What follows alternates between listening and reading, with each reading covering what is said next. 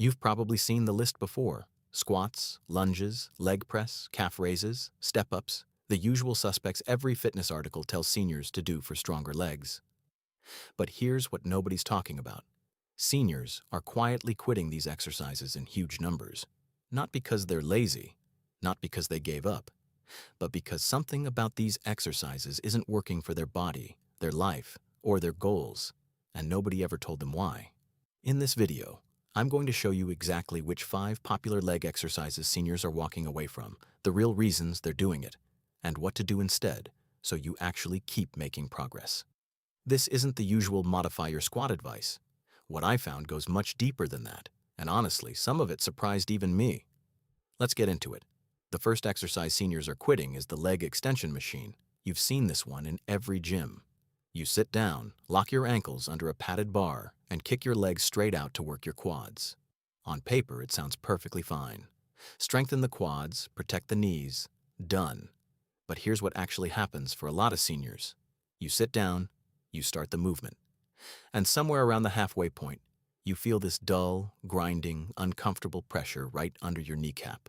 Not a sharp pain, not an injury, just this persistent, nagging discomfort that makes you think, maybe I shouldn't be doing this. And that's exactly when most people stop. Here's the thing though, that discomfort is almost never a sign that your knees are too weak or too damaged to exercise. It's a joint loading issue. The leg extension machine puts a very specific kind of stress on the kneecap, called patellofemoral compression, that gets more intense as you age because the cartilage behind the kneecap thins over time. The machine isn't evil, but it wasn't designed with older joints in mind. So the senior feels the discomfort, assumes the worst, and quietly stops using it. They tell themselves, my knees are just bad. But that's not the full story. The bigger problem though, and this one is sneaky, is that the leg extension machine doesn't feel useful. Think about it. You're sitting in a chair, kicking your legs out into the air. When does that ever happen in real life? You don't kick your legs out to stand up from the couch. You don't kick your legs out to climb stairs. The movement is completely isolated, completely artificial, and seniors can feel that disconnect even if they can't name it. Research consistently shows that older adults stick with exercises longer when they can feel a direct connection to daily activities: getting up, walking, climbing stairs, carrying groceries. The leg extension machine offers none of that. So even if the knee discomfort never showed up, many seniors would still drift away from it because it just doesn't feel like it's helping their actual life.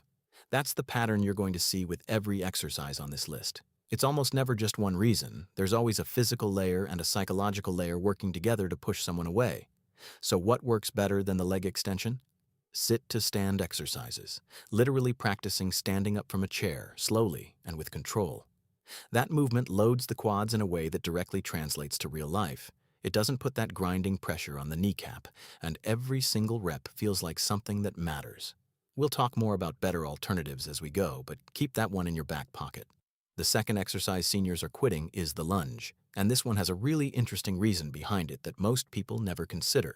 Yes, lunges can be hard on the knees. Yes, the balance requirement is challenging. Those are real issues. But the hidden reason a lot of seniors quit lunges isn't physical at all. It's that lunges feel sporty. Think about what a lunge looks like. You're stepping forward dramatically, dropping your back knee toward the ground, arms sometimes swinging for balance. It looks like something an athlete does before a game. It looks like something a 25-year-old does in a CrossFit class. And for a lot of seniors, that visual mismatch creates a quiet but powerful feeling of, this isn't for me.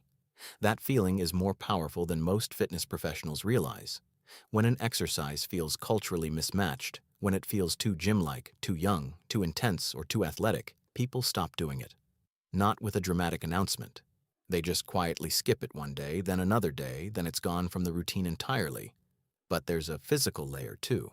Standard forward lunges put a significant load on the front knee, especially when step length is wrong. Most seniors are taught the standard lunge without being shown the alternatives: the reverse lunge, the shorter step, the supported lunge with hands on a chair or counter.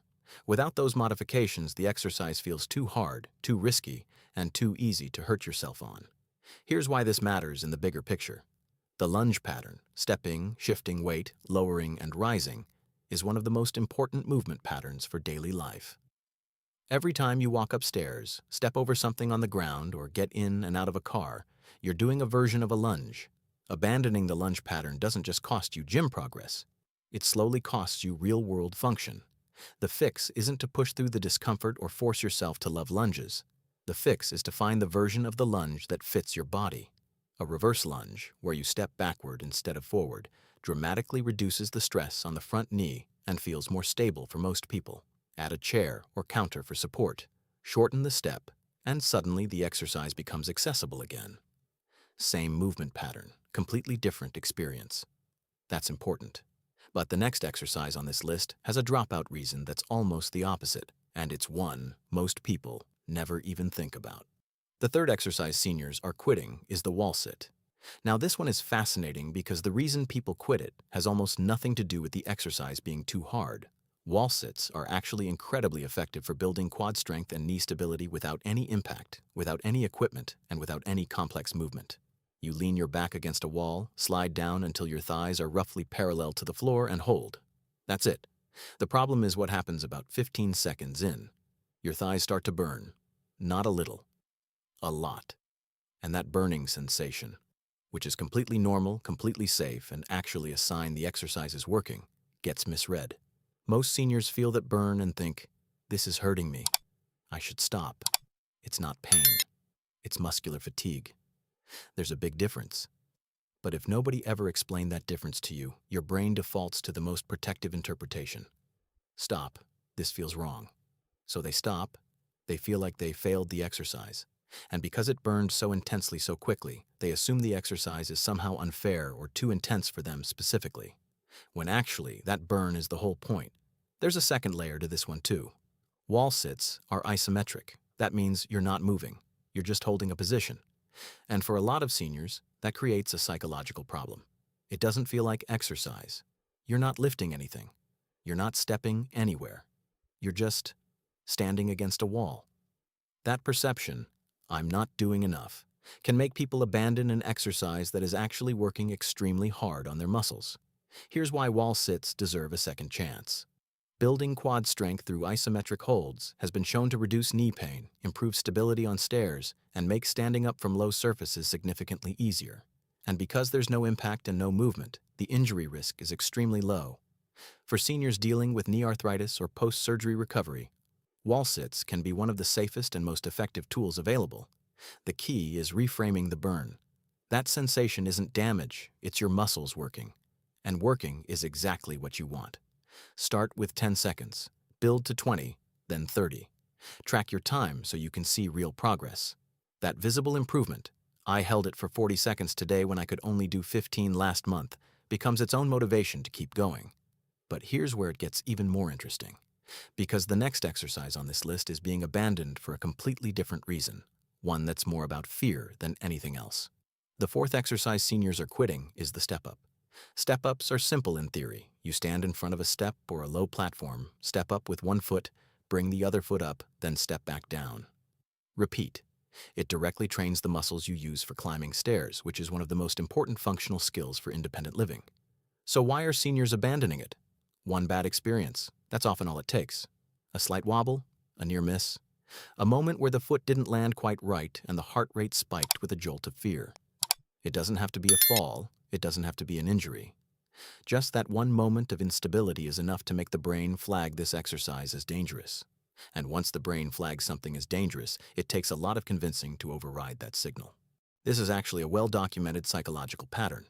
Fear-based avoidance after a near fall or a balance scare is one of the leading reasons older adults reduce their physical activity. The frustrating part is that avoiding the exercise makes the underlying problem, weak legs and poor balance, worse over time, which actually increases the real risk of falling. It's a cycle that's hard to break without the right strategy. There's a practical layer here too. Step-ups are often done on the wrong surface or at the wrong height. A step that's too high, a surface that has any give or slip to it, a room with poor lighting. Any of these can turn a beneficial exercise into a genuinely risky one. And most seniors don't get guidance on how to set up the exercise safely. So they either do it wrong, have a scare, and quit, or they look at it, decide it looks risky, and never start. Here's what actually works. Start with a step height that feels almost embarrassingly easy. 2 or 3 inches off the ground. Go slow on the way down. That's actually where the most strength building happens, in that controlled lowering phase. And do it somewhere with good lighting, a non-slip surface. As your confidence grows, the step height can grow with it. But confidence has to come first. Strength follows confidence, not the other way around. Now, and this is the one I want you to really pay attention to, the fifth exercise on this list is being quit for reasons that are almost entirely invisible. You'd never guess them just by watching someone do the exercise. The fifth exercise seniors are quitting is the calf raise. Standing at the edge of a step or flat on the floor, rising up onto your toes, lowering back down. Simple, low impact, no equipment required. And yet calf raises have one of the highest dropout rates of any lower body exercise for older adults. Why? Because they feel pointless. That's the honest answer. Calf raises don't look impressive. They don't feel challenging in an obvious way. You're not lifting heavy weight. You're not doing anything that looks like it's building real strength. And because most people can't directly connect calf raises to a specific goal they care about, like getting up from a chair or walking farther without fatigue, the exercise quietly gets dropped. Here's why that's a massive mistake. Your calves are your engine for walking. Every step you take, your calf muscles are propelling you forward. They're also your first line of defense against ankle rolls and trips. And here's the one that most people don't know. Your calf muscles act as a secondary pump for blood circulation in your legs. Weak calves mean poorer circulation, more ankle swelling, more heaviness and fatigue in the legs by the end of the day. Calf strength also plays a massive role in balance. When you're standing on one leg, which happens every single time you take a step, your calves are working constantly to keep you upright. Seniors with weak calves are significantly more likely to have balance problems, even if their quads and glutes are reasonably strong. So the calf raise isn't a niche exercise, it's not optional, it's foundational. But because the benefit is invisible, you don't feel your calves getting stronger the way you feel your quads burn during a wall sit. The motivation to keep doing them fades. The fix here is making the benefit visible. Track how many you can do in a row before your calves fatigue. Notice whether you can walk farther or longer before your legs feel heavy. Pay attention to whether your ankles feel stiffer in the morning. These are all direct measures of calf function, and watching them improve over weeks gives you a reason to keep going. Also, and this is a game changer, try single-leg calf raises instead of two-legged. The difficulty increase is dramatic, and suddenly the exercise feels like it demands real effort. When something feels hard, it feels worthwhile. That perception shift alone can save the exercise from the dropout pile. Now let's zoom out for a second because there's a bigger pattern running through every single one of these 5 exercises. It's not really about the exercises themselves. Seniors aren't quitting leg extensions because leg extensions are terrible. They're not quitting lunges because lunges are impossible. They're quitting because there's a mismatch between the exercise and their body, their goals, their confidence, or their daily life. The leg extension doesn't feel functional. The lunge doesn't feel like it belongs to them. The wall sit burns in a way that feels wrong. The step-up triggered a fear response. The calf raise doesn't feel like it matters. Every single one of those is fixable. But you have to know that's the real problem before you can fix it. The fitness industry has spent decades telling older adults to just push through, just modify, just try harder. And that advice misses the point entirely. The question isn't, how do I make seniors do these exercises? The question is, why does this exercise feel like it doesn't fit, and what would actually fit instead? When the exercise fits your body, your goals, and your life, you don't have to force yourself to do it. You just do it. That's the whole game.